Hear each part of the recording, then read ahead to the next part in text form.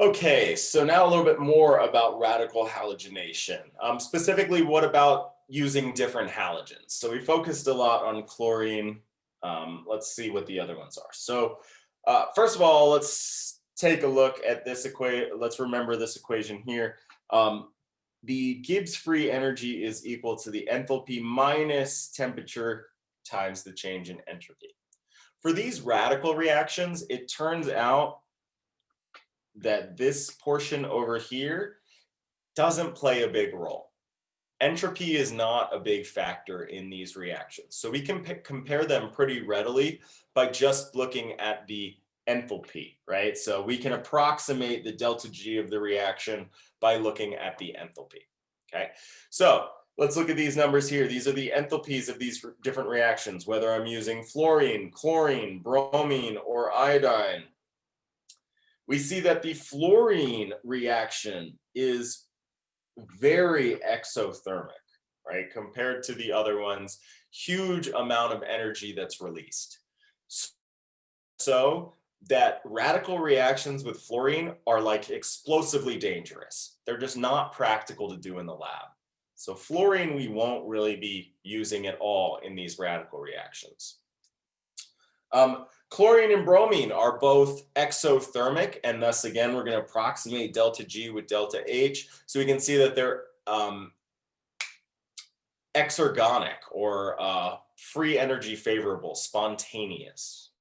Okay, chlorine more so than bromine, but still bromine is still a negative or exergonic spontaneous reaction. Then we get to iodine, and we see that this is a positive delta G, positive delta H. And if we're approximating delta G, that means it's an endergonic or non-spontaneous reaction.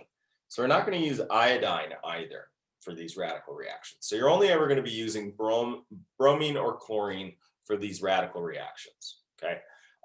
Let's talk a little bit about the difference between there. So first of all, we saw before that the delta G for chlorination is much greater than the delta G for bromination. Not only that, but it turns out something that's even more important is the activation energy is very different between the two. Remember what activation corresponds to? The speed of a reaction. Chlorination reactions happen way faster than bromination reactions. Because of that, we're going to see that bromination is what is called more selective, and we'll see what that means in a second. Okay, so first of all, let's just look at chlorination. Again, one of the things that's interesting about these radical reactions that are very different from what we've seen before with like substitution reactions, in those substitution reactions or addition, it was always this chlorine that's playing the role, forming a new bond in that first step, right? So in a substitution reaction, it's the chlorine that's getting attacked by the nucleophile. Here, in our first step of our propagation of the radicals, it's actually the hydrogen that's being plucked off, and that's the first step, right? So the first step is going to be something like this, comes and forms a new bond with this, and then we have a radical forming there, okay? So the number of hydrogens on a given carbon determines a lot about whether or not the carbon's going to be substituted, okay? So in this case, I have these two orange hydrogens. If I were to substitute those orange hydrogens, I would get this product here. If I were to substitute one of these green hydrogens, I would get this product here, okay? If it was equally likely, and I guess another difference to point out is that these hydrogens are on the orange hydrogens are on a secondary carbon, whereas the green hydrogens are on a primary carbon, okay? So if there was no selectivity between primary, secondary, all that business, then it would just be a numbers game in terms of the number of hydrogen. I have two hydrogens here, and I compared to, two hydrogens here that would give me this product, right? That would give me that orange product. And I have 6 hydrogens that would give me this terminal product, Okay, so if all things were created equal, if there was no specificity to primary, secondary, tertiary, all that good stuff, then it's just a numbers game on the number of hydrogens. And I would expect to have like a 75 to 25 distribution here.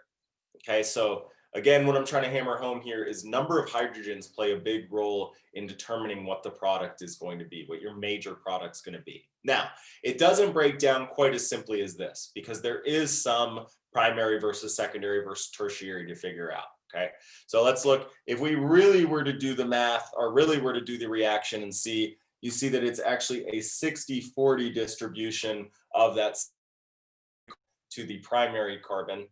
But 40% is still a pretty freaking large amount. I mean, you can't write it off. You can't say that it's not going to happen, right?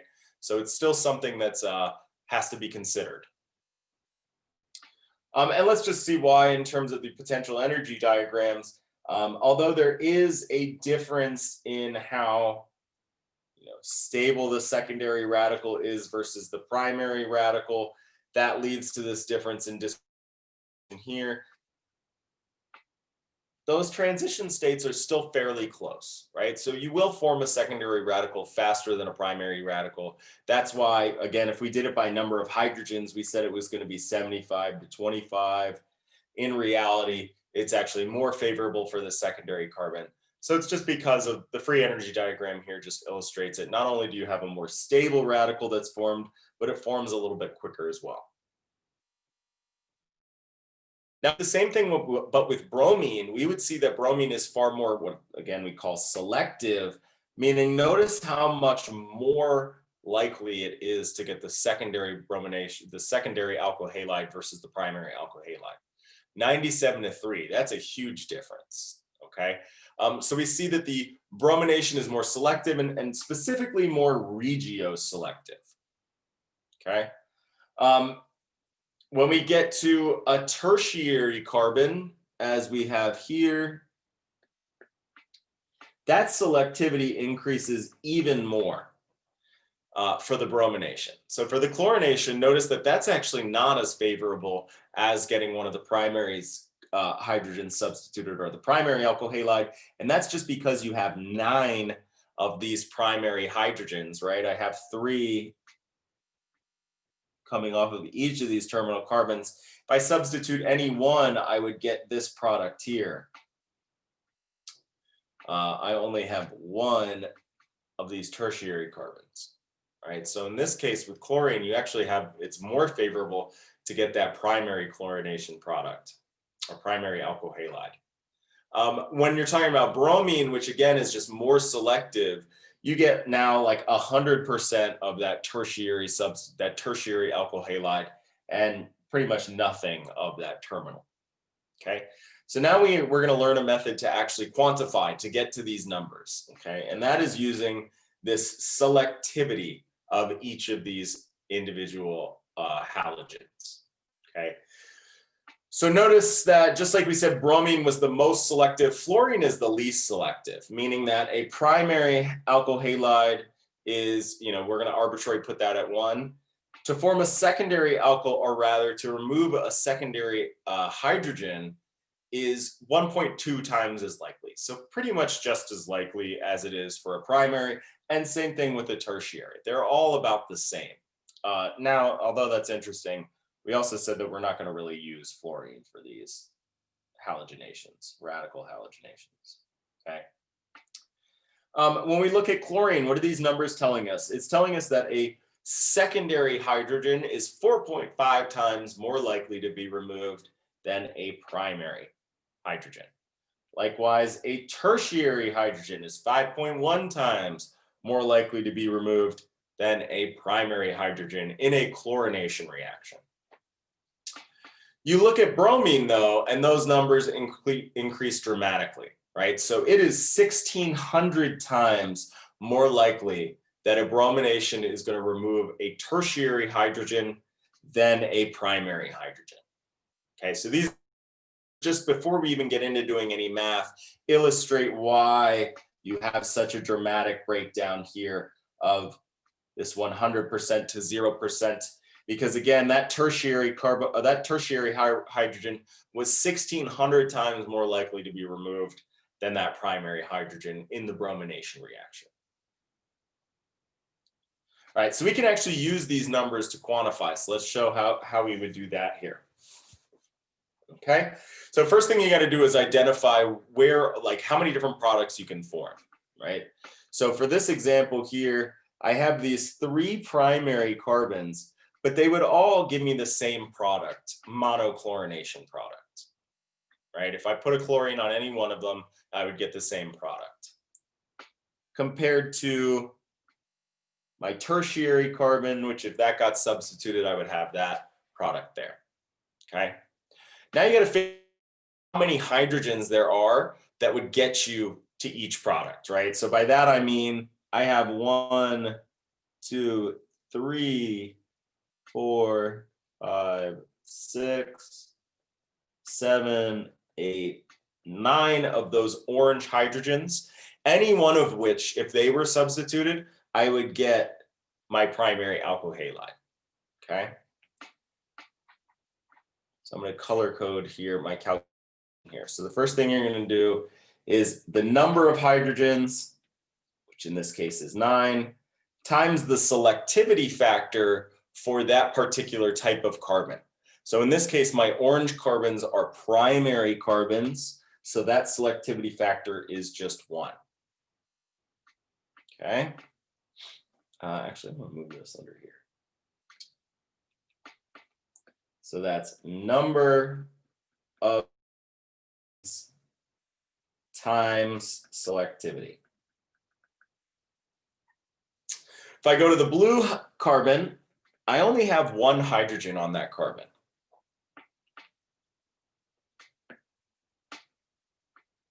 But I do have a higher selectivity factor because it's a tertiary carbon. So that means my selectivity factor is a 5.1. Okay. So the first thing you're going to do is sum these guys up. And that would give me 14.1.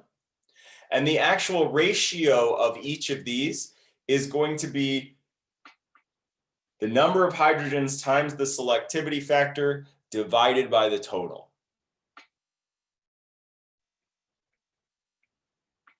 And total is just the sum of all those number of hydrogens times selectivity, right? So I took the number of hydrogens, multiplied it by the selectivity factor for each one of my products. I summed it up. And now if I take that ratio, multiply it by 100, right? That would give me, here, let's move this guy over here. I would find that my tertiary product compared to my primary product, punch that in the calculator, you get a 64 to 36%, I'm sort of rounding in the ones place, distribution, right? And that 36%, that's what 5.1 divided by 14.1 times 100 is.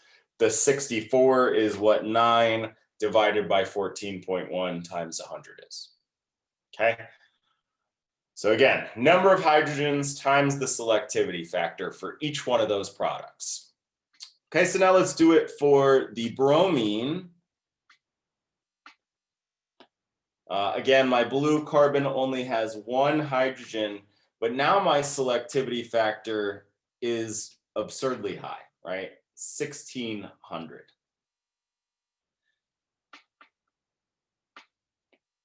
For the other product, I again have 9 hydrogens to choose from, but the selectivity factor for each one of those is just 1.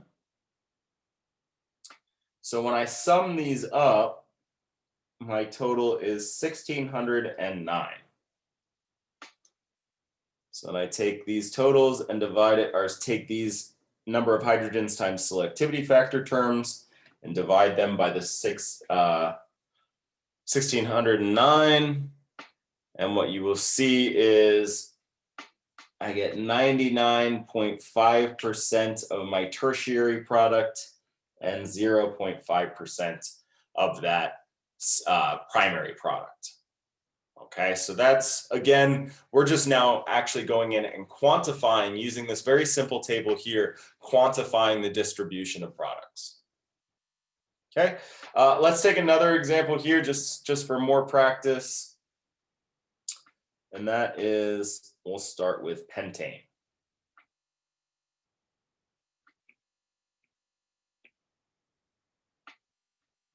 Okay, so if I take my halogenation, catalyze it with light, there are 3 possible products that I can get here.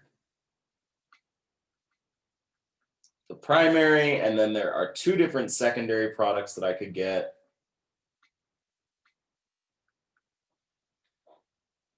From there and there, okay? And so again, just to sort of color code things, this carbon would give me this product.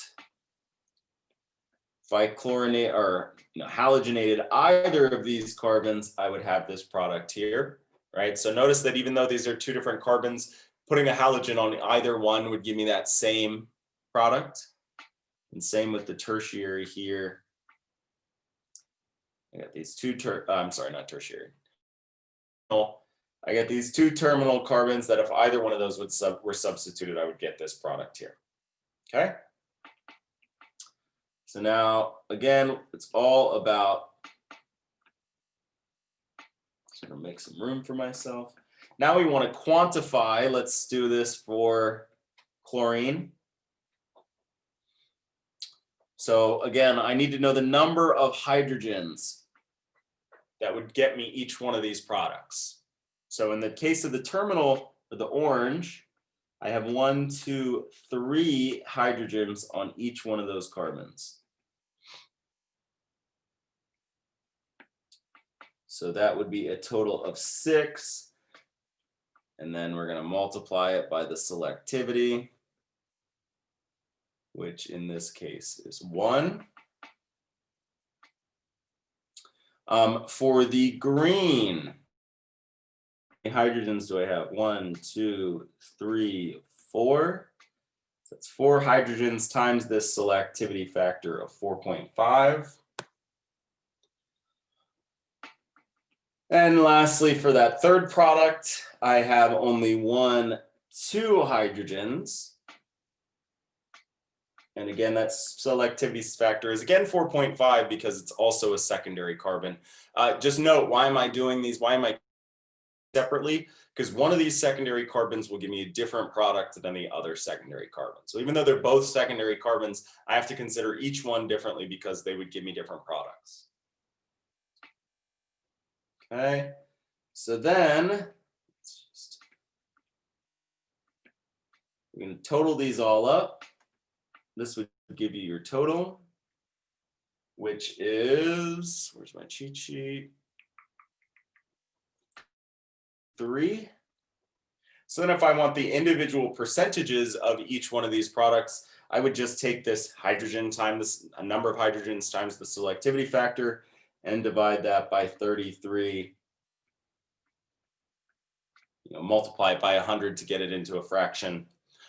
So what I would see is that we have 18% of that primary alkyl halide, about 55% to give you, in this case, it would be 2-chloropentane, and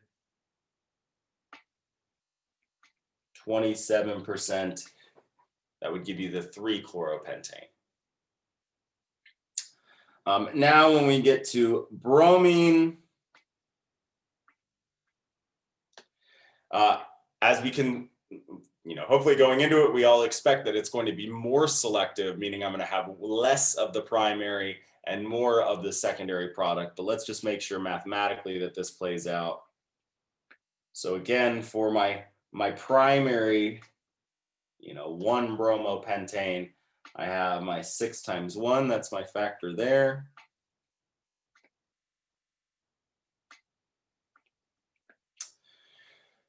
For 2 bromopentane, I have again 4 hydrogens, but now my selectivity factor for the secondary carbon in a bromination is 82.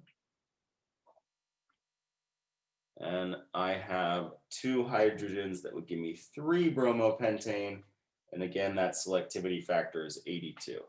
So then I sum these all up to get my total. And I have a total of 498.